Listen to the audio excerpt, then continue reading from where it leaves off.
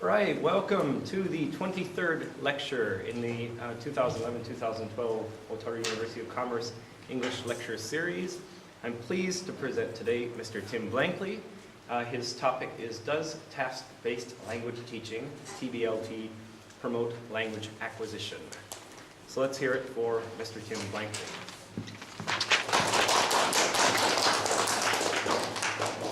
Oh, okay. Thank you, everybody, for coming, first of all.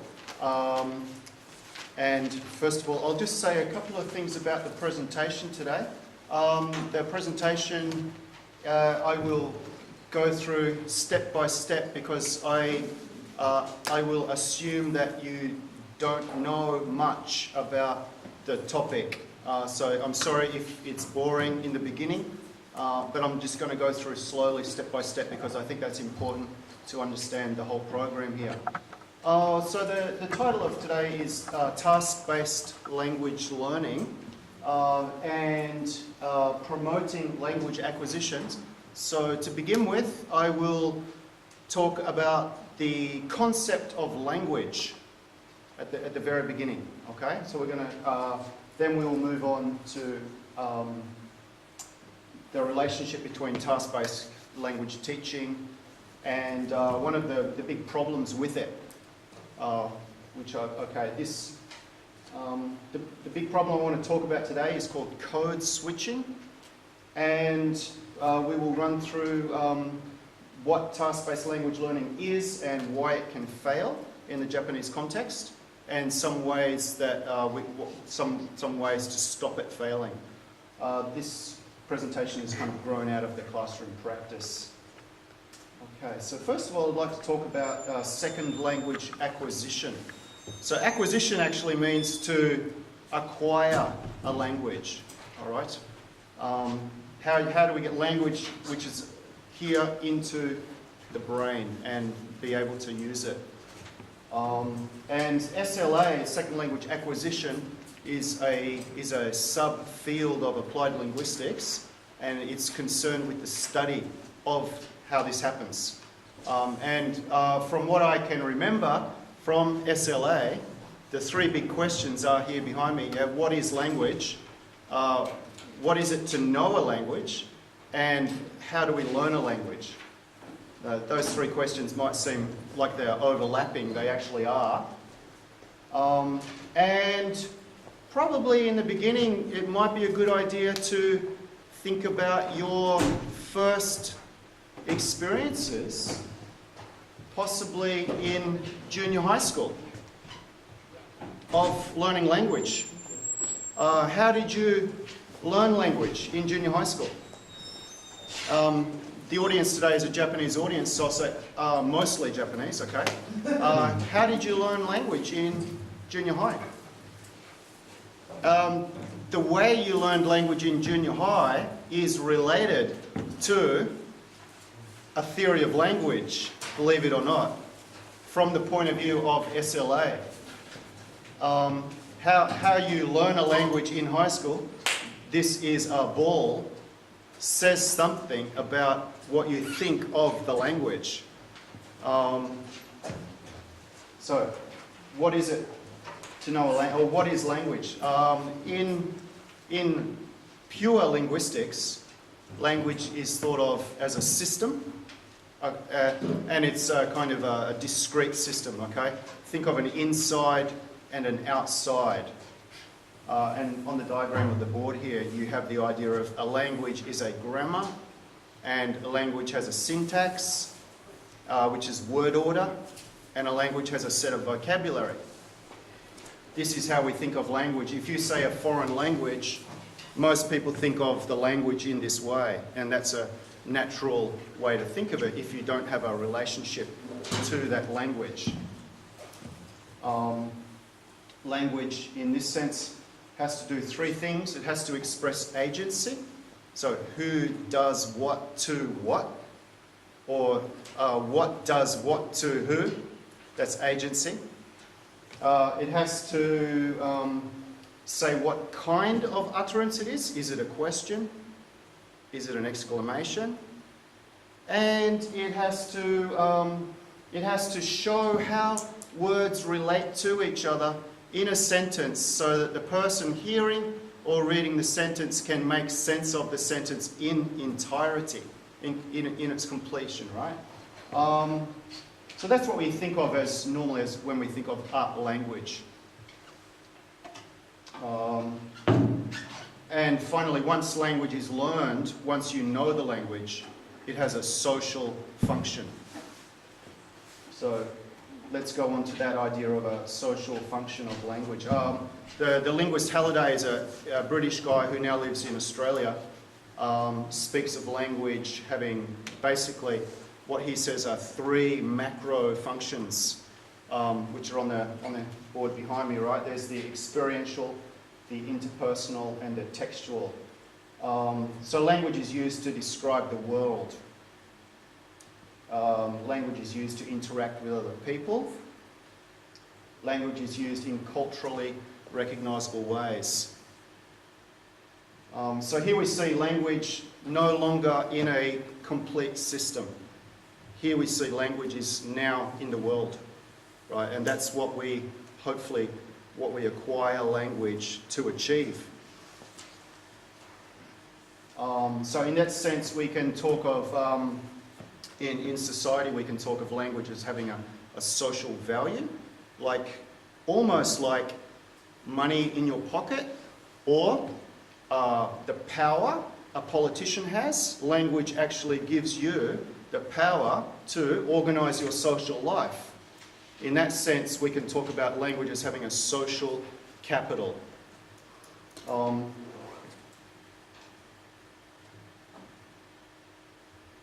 Okay, so bringing this back to the learning language and teaching language experience, as a teacher, I'm a teacher of language, and as a teacher, I'm concerned with helping my students get to a level where they can speak the language, and we call this oral proficiency. It's tempting to describe it as knowing how to use the language and also knowing the different social contexts in which you will use language. So, for example, if you're going to work as a nurse in a foreign country, you would want to know the lexicon, the vocabulary, and the specialist language of nursing. And if you didn't know the specialist vocabulary of engineering, it doesn't matter. So you're learning what you need to know in that language. But the question is that enough? Is it enough to know how to speak the language in terms of oral proficiency? Because if we look at language communication in more detail, as we're going to do here, we discover that speaking is not always what it seems. We call this dialogical process of communication, which I'll explain in more detail now. Basically, the idea is that in communication, in pair work communication, what the first speaker says can be modified by the second speaker. And I'll give you some examples in a minute. Just before I give you some examples, a little bit of background to this is speech act theory at Searle, and also what Halliday, the linguist, called meaning potential. Basically, meaning potential means that when we speak, what we say might hit the target, but it might miss. And if it hits the target, it's because the other person cooperates. Right? So getting them to understand is a matter of cooperation. That's what meaning potential means. You might say something and it misses because of the other person.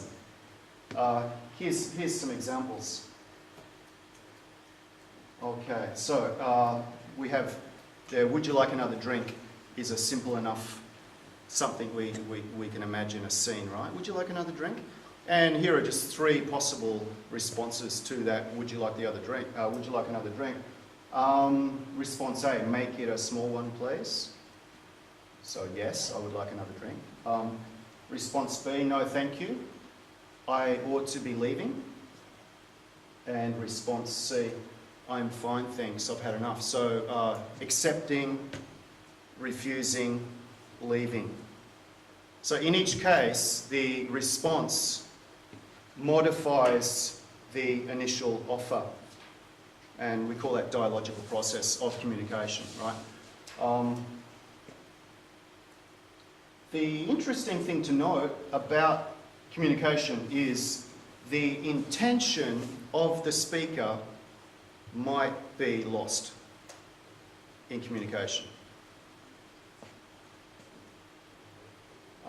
Okay.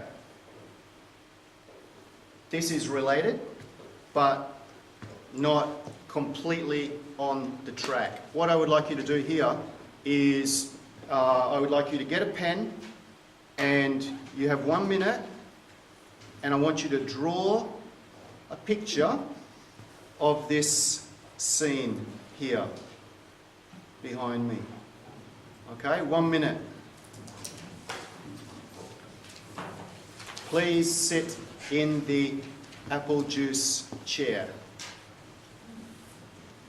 Oh, I've got the timer on here. You have 1 minute. It's just a quick sketch. Okay.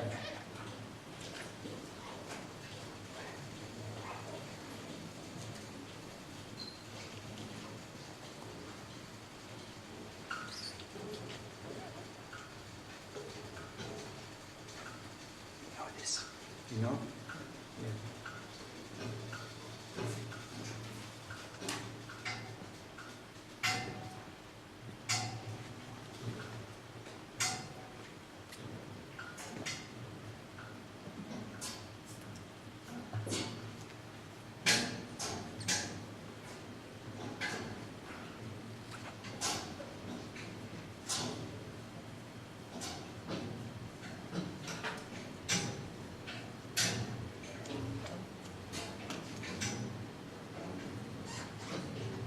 How are we going, everybody? I'll just see if everybody's got the drawing done.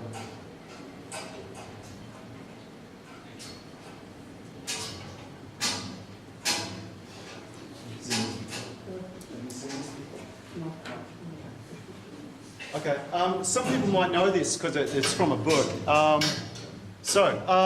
Basically the idea now is just to quickly show your drawing to somebody else beside you, and I think we'll see some interesting drawings.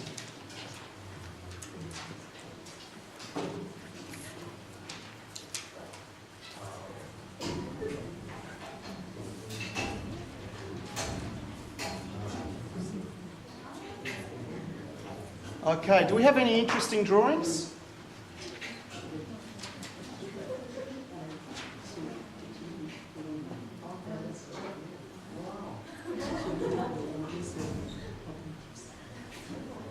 Wow. Okay, so pretty much if you've never heard this before, this is language taken out of context. And because it's taken out of context and because the syntax of the sentence is rather unusual, people will draw a really bizarre picture, like a chair in the shape of an apple. Who drew a chair with an apple shape? Or, yeah, I saw some of them, right? But basically, if you put it in context, it makes sense. Imagine a hotel dining room, right? And a customer comes in and it's a small homestay with only a few chairs, and most of the chairs are empty, but the host knows where she wants people to sit. And so she says, oh, okay, come on, please sit in the apple juice chair.